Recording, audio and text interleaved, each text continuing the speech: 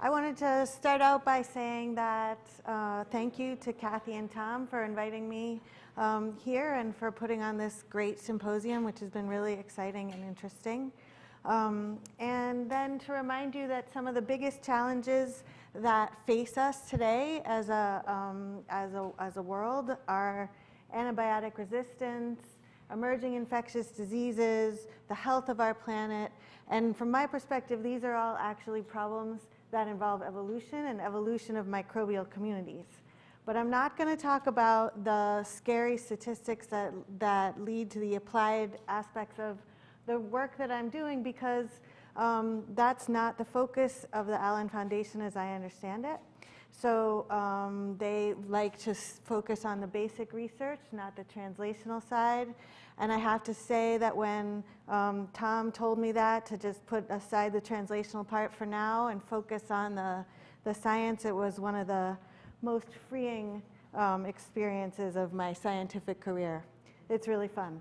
So it's been a fun already experience to try to put the work, the evolutionary work that we're doing in that context. So this may be taking it a little bit far, but I wanted to start then with the evolution of life on Earth. And this is a tree, the simplified tree that represents the diversity of organisms that there are on the planet. And what I wanted to tell you about this tree today is to remind you that when we map on the geologic characters of Earth onto this tree, what we figure out is that sometime maybe before the divergence between the bacteria and our lineage that we share with the eukaryotes, the last universal common ancestor evolved. So that's at the base of this tree here. And the base of this tree represents what we call the last universal common ancestor. So if we map on the geological characteristics of the Earth and when the fossils that we find that division here between the bacteria and the eukaryotes and archaea happened something like 3.5 billion years ago. And that seems like a long time ago, and yet if you think about it, that was only 1 billion years after the Earth began. So we think that sometime between the first billion years, we went all the way from chemistry to fully formed biological cells. And then, since then, in the last 3.5 billion years, we've just been kind of modifying those cells, right? Descent with modification, Darwinian principles have been taking place and throughout the rest of this tree to make the diversity of life that we see. So when Carl Woese considered that back in 1977, he said, well, something must have changed about the tempo and mode of evolution between that first billion years and the last 3.5 billion years. And his suggestion was that what changed was that the origin of the cell. So before the origin of the cell occurred, there was what he called communal evolution. So there was the exchange of information and maybe not even a cell type. He called it a progenote, where there were these macromolecular aggregates that were doing their thing and trying to contribute sort of to the evolution of life. Then what happened was the cell evolved and it created individuals and kind of stopped this communal life, and in doing so slowed things down. So I kind of like this idea because it fits with what we know about population genetics, which is that when you have lots of gene flow or movement of genes, it allows selection to act more specifically, more rapidly, and adaptation to occur more rapidly on a particular gene or particular locus. So if that happened, if the origin of the cell then happened around just before 3.5 billion years ago, that might have been what slowed down this evolutionary process by linking things together into a single individual. Okay, fast forward to today, And we know that we have thousands of genomes that are sequenced. I have thousands of genomes from one species of bacteria that we look at in our lab. And we look at those genomes, and if you look at genomes across the tree of life, you basically see this structure is maintained. But what you see is that actually this idea of the communal mode going away isn't quite true. There's some pieces of the genome that move around and flow between organisms a lot more than other pieces. And those pieces are linked to viruses and other mobile genetic elements. So even though the evolution of the cell occurred and created these individuals, there's these mobile DNA elements that are creating gene flow between individuals and allowing the evolution and changing the rate of the evolutionary process. And it's that idea that we're interested in following. Now, every genome is littered with viral elements, and so we're just beginning to be able to discover those as we go through the genome revolution, and that's including your own and all the microbes that we've looked at. And characterizing those viruses is a huge new frontier in biology. But what we know about the viruses so far is that they have multiple different lifestyles. So one of them is the one they're most famous for is causing disease and hurting their hosts, and those are the lytic or pathogenic variants of the viruses. But there's also in the genomes these latent forms of viruses and other degraded elements that encode genes that might change the traits of their host. So it's a part of the host genome now. But it used to be a virus element, right, that was able to move between genomes. And this has led to kind of this new idea of the way evolution works, which involves the core genome and the variable genome. And this is what you see when you do comparative genomics between bacterial genomes. So here's an example of Pseudomonas aeruginosa. We looked at this genome, we compared it to a bunch of other genomes that have been sequenced, and we found islands of genes. This is not uncommon. This happens every time people compare genomes. So those islands of genes are showed here in red, and each one of those is associated with what we think is a mobile element. And they're in the genome, they're heritable, the descent with modification, but the modification is these new elements that are being integrated into the genome. So we're trying to think about how that changes the way evolution happens and what that changes about predictions you might make about the way evolution is going to go forward, particularly as it relates to some of these big challenges that we're facing. And so we're thinking about this in terms of what we call infection genomics, which we're saying is the study of how these infectious elements change the genome of their host and change their traits going forward. So how does the idea of infectious genomics change the evolutionary rules? We've thought about this a lot, and one of the main ways that this changes the evolutionary rules is that they're not just evolutionary rules, now they're co-evolutionary rules. So it's an interaction between a cell and its chromosome and a host cell and a virus that's infecting it. So we've learned a lot about the host-virus interactions over many years, but one of the biggest revolutions, the most exciting things that has been found that you've heard about already today is the identification of CRISPR-Cas immunity. Now, CRISPR-Cas immunity existed long before we decided to use it to engineer genomes of all different species on Earth. And the reason it's there is to protect host cells, bacterial and archaeal cells, from the infection by these infectious elements. And so just so that I can remind you, there's this, in the genome of a bacteria is encoded these repeat spacer arrays, and when a spacer matches a protospacer of an invading element, then it gets degraded by the Cas machinery like you heard about earlier today.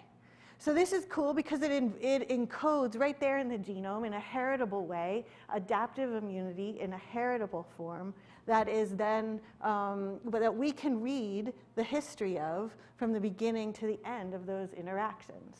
We can also predict the phenotype of a bacteria with respect to those moving genes in infection by viruses by looking at the type of immunity that it has. So this gives us a really strong tool to try to understand the coevolutionary interactions that are happening in natural populations and makes that possible. So like other forms of adaptive immunity, like our own B and T cell immunity, the CRISPR adaptive immunity has memory, cross-reactivity, autoimmunity, self-recognition. And the way that viruses escape this immunity is through mutation. It's a sequence match, so if the sequence doesn't match, then the immunity doesn't work. And there's some flexibility in that that's probably built into the system in order to allow the generality of recognition of viruses. So we thought about how that might change the evolutionary process, and we put together a model to try to think about what that would do. And our model we call distributed immunity, which is that every host cell in a population that's being infected by a virus can take a new spacer into its genome. So you can see here, there's a genome of a virus here infecting this population of cells, and each cell has gotten a new spacer at the beginning of its spacer array. So they all have immunity to the same virus, but in different ways. So they have different genotypes with the same phenotype. And we thought in this model, we proposed that this was going to allow the host population to diversify and stabilize with respect to the virus population.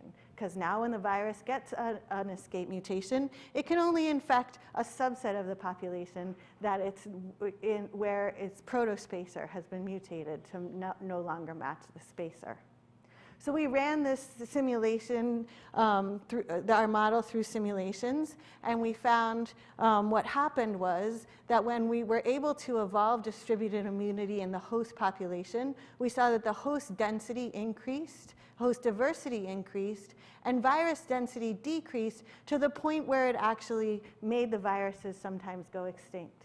So this was our model that we thought would happen, right? Because the virus now has a very small infectable population, because a susceptible population, because there's very few individuals within the population that are going to be matched. Now all the viruses that infect bacteria and archaea with CRISPR should be extinct, right? Except for that's not the way coevolution works. There's a back and forth between viruses and hosts as you go through the evolutionary process, coevolutionary process. So we decided to test this model by looking at it in natural populations, and the natural population that we work on earlier in my lab was Sulfolobus icelandicus, which is an archaean. It's infected by many different viruses. These are the beautiful viruses that infect Crenarchaea, and we study this one because it's dominant in the population that we work on, and our host, Sulfolobus icelandicus, has distributed immunity against this virus. So we went in to look at how that would change the population dynamics, and we found, and we looked in this single population from the Moltnavsky volcano in Kamchatka, Russia, and we pulled different strains out, hundreds of strains of viruses and hosts, and we compared them to each other, found distributed immunity, and then tested in the lab whether this model would work, that the virus would go extinct. And actually what happened really surprised us, and is just an example of how we need to consider the coevolutionary context in which these things are happening. So what we found was that actually this emergent property of an infected cell that allows it to kill immune cells in the population. So an infected cell does not kill its host, instead it kills everybody else. We're trying to figure out why that might be. And we think it's because everybody else in the population that we were studying has distributed immunity. There's no infectable hosts, so you might as well kill off the other hosts that are there and promote your vertical transmission by promoting the competitive fitness of the host that you infected. So this is a surprise to us when we start thinking about viruses, because it's a mutualism where the virus is actually good for the host. It's good for the virus and it's good for the host in this immune context to kill off all the other hosts upon infection. So I'm sure there's many other surprises like that that are going to come out of the looking at the microbial world in the context of virus-host interactions. And we want to do that in a systematic way and try to figure out which pieces we need to understand in order to correctly model the evolution and coevolution of the core and variable components of microbial genomes. We're going to start to do this in the context of the human microbiome and to look at coevolutionary dynamics in human island populations. And we're going to study this in cystic fibrosis patients that are chronically infected by Pseudomonas aeruginosa, which has active CRISPRs and targets the viruses that are well known to infect Pseudomonas.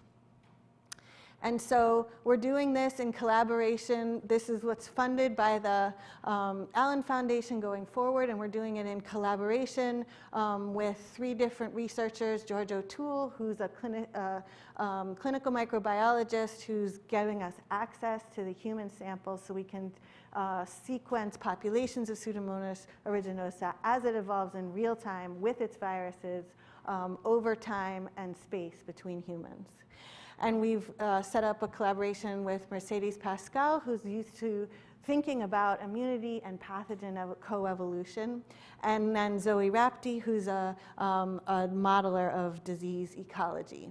And we're going to apply the models that are developed by these modelers and others to the dynamics that we see using genomics in a high-throughput way in natural populations infecting humans.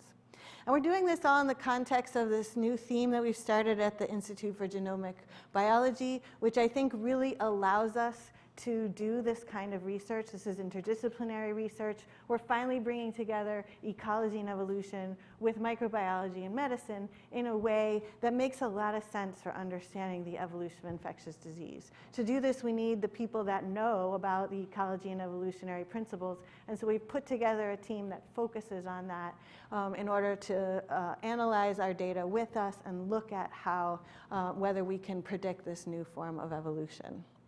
And this is my laboratory group. It's small but growing, and we're looking forward to continuing with this work going forward.